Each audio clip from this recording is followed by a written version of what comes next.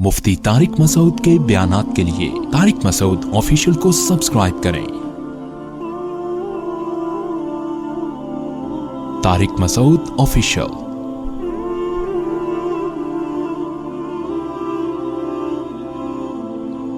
बिस्मिल्लाहिर्रहमानिर्रहीम नहमदुहु व नुसल्ली अला रसूलिल करीम इन्ना अंज़लनाहु फी लैलतिल क़द्रि वमा अदराक मा लैलतुल क़द्र।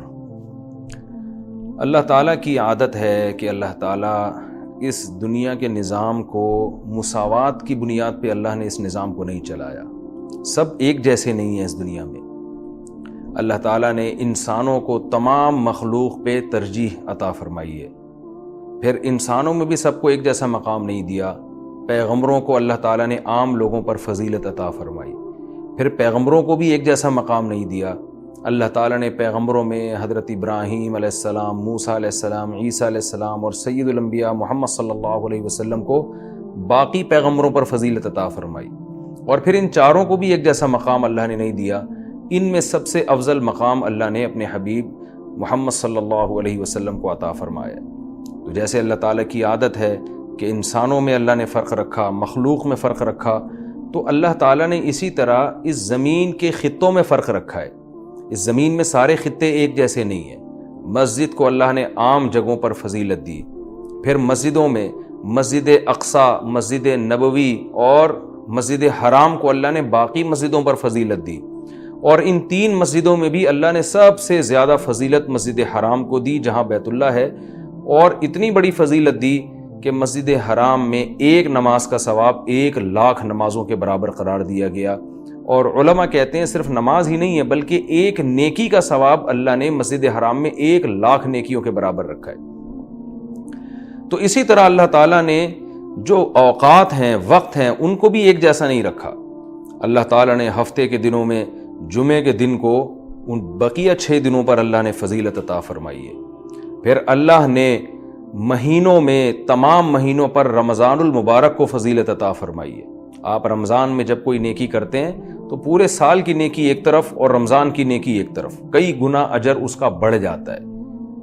तो इसी तरह से अल्लाह रब्बुल इज़्ज़त ने पूरे रमज़ान को भी एक जैसा नहीं रखा, बल्कि अल्लाह ने रमज़ान के आखिरी अशरे को पिछले 2 अशरों पे अल्लाह ने फजीलत दी है कि रमज़ान के आखिरी अशरे में इबादत का सवाब बकिया 2 अशरों से ज़्यादा है।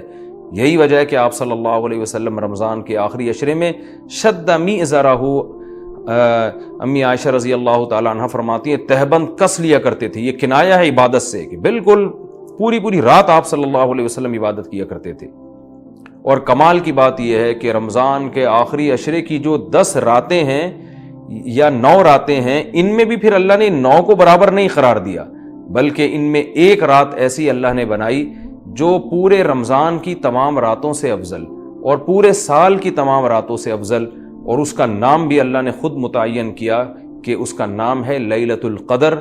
क़द्र का मतलब मर्तबे वाली, क़द्र व मंजिलत वाली, ऊंचे मकाम वाली रात।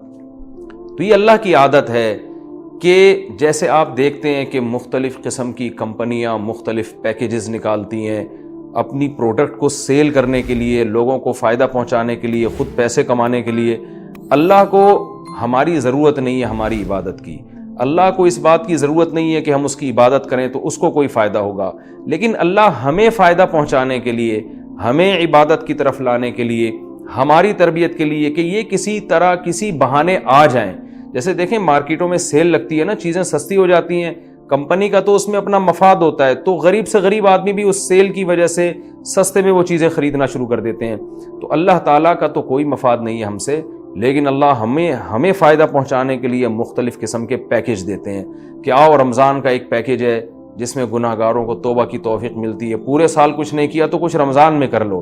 पूरे साल मस्जिद में इबादत की तौफीक नहीं मिली तो चलो उम्रा की आज तुम्हें तौफीक मिली, मस्जिद हराम में इबादत कर लो, यहाँ तो मैं 1 पर 1,00,000 तुम्हें दूंगा। तो ये जो अल्लाह की तरफ से पैकेज हमें मिलते हैं, ये अल्लाह के फ़ायदे के लिए नहीं, हमारे फ़ायदे के लिए, कि हम जैसे नालायक शायद सवाब का सुन के कि भाई एक एक नेकी का सवाब बहुत ज़्यादा बढ़ा चढ़ा कर दिया जा रहा है, तो जैसे मार्केटों में गरीब आदमी भी वो उस जो है पैकेज की वजह से ख़रीदारी के लिए पहुंच जाता है, तो इसी तरह जो भी आखिरत की लालच रखने वाले लोग हैं, अगरचे वो गुनहगार हैं, لیکن اس پیکج سے فائدہ اٹھانے کا اللہ ان کو موقع دیتا ہے. پورے سال کچھ نہیں کیا تو اب آؤ، میری طرف سے سیل لگی ہوئی ہے، میری طرف سے ایک ایک نیکی پہ لاکھوں نیکیاں دی جا رہی ہیں، آؤ میری طرف اور اس بہانے کچھ عبادت کر لو. تو عقل مند لوگ اللہ کی اس آفر سے فائدہ اٹھاتے ہیں، اللہ کی طرف سے پیش کردہ اس آفر سے اور اللہ کی اس رحمت سے فائدہ اٹھاتے ہیں. تو وہ رحمت کیا ہے؟ قرآن نے اس رحمت کو بیان کیا کہ یہ جو لیلۃ القدر کی رات ہے یہ اللہ کی طرف سے اتنا بہترین پیکج ہے کہ قرآن خود اس کا تذکرہ کرتا ہے، لیلۃ القدر خیر من الف شہر. فرمایا کہ اللہ کہہ رہا ہے کہ کسی نے 1000 مہینے عبادت کی، جو تقریباً 83 سال بنتے ہیں، تو 83 سال کی عبادت کا اجر ایک طرف اور اس ایک رات کی عبادت کا اجر ایک طرف. آپ بتائیے کتنا بہترین اللہ کی طرف سے یہ اللہ کی رحمت کا معاملہ ہے اور اللہ کی طرف سے یہ کتنا بہترین پیکج ہے.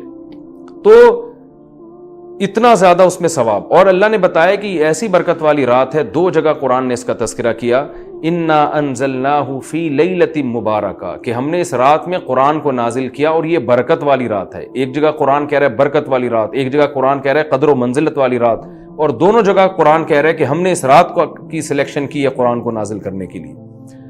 تو ایک فضیلت تو اس رات کی یہ ہے کہ اس میں عبادت کا اجر ہزاروں گنا بڑھ جاتا ہے. آپ 83 سال مسلسل عبادت کرتے رہیں اور اس ایک رات میں آپ عبادت کریں تو اللہ کی رحمت ہے کہ اس ایک رات کی عبادت کا ثواب 83 سال کی عبادت کے برابر ہو جائے گا.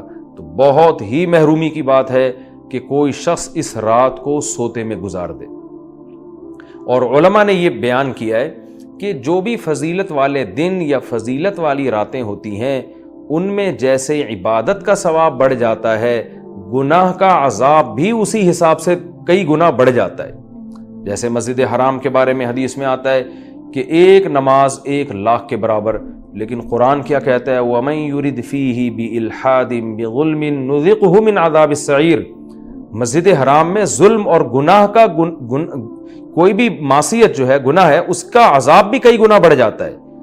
اس لیے علماء کہتے ہیں کہ مسجد حرام میں ایک جرم وہ 1,00,000 جرموں کے برابر ہے. مسجد حرام میں ایک چوری 1,00,000 چوریوں کے برابر ہے. مسجد حرام میں ایک جھوٹ 1,00,000 دفعہ جھوٹ بولنے کے برابر ہے.